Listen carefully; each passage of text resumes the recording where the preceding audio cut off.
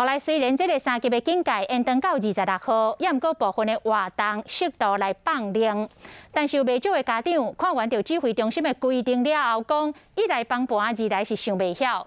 譬如讲，这会当算会当娱乐，伫室内拢会超过几10个人群住的电影院、美术馆、游乐园，甚至是室内的运动场馆等等，拢会当来开放。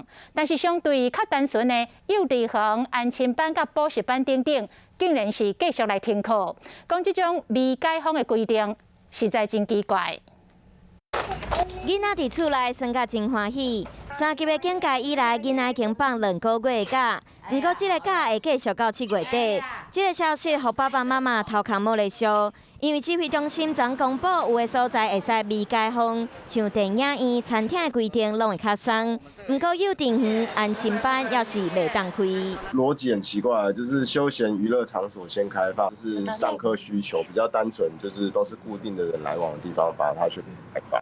家长批评讲政策真奇怪，虽然伫厝内照顾囡仔嘛真欢喜，不过伊点伫厝内嘛，互爸爸妈妈拢感觉真烦。麻烦恼一直放假来照顾囡仔，刷落来恐惊会变做放无薪假，连幼稚园的业者拢真生气。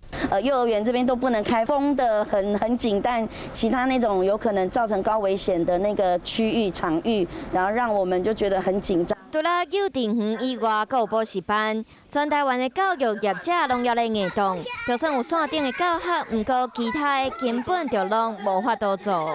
台南市昨天就有一间托婴中心，他已经说结束营业，这一直在演的话，至少倒10家以上。家长和业者拢认为幼稚园、安亲班袂使开，真奇怪。敢讲教育环境未有好的防疫措施来对抗疫情。幼儿园的不管教学形态、师生的互动是较紧密。补习班的教学状态、空间各种样态比较多元，风险是比较高的。安尼决定，互爸爸妈妈拢真无奈，就连连续2个外月拢无受日的安亲班、补习班的业者拢真歹过。敢若毋望疫情会使赶紧好起来，互咱的生活会使和过去同款。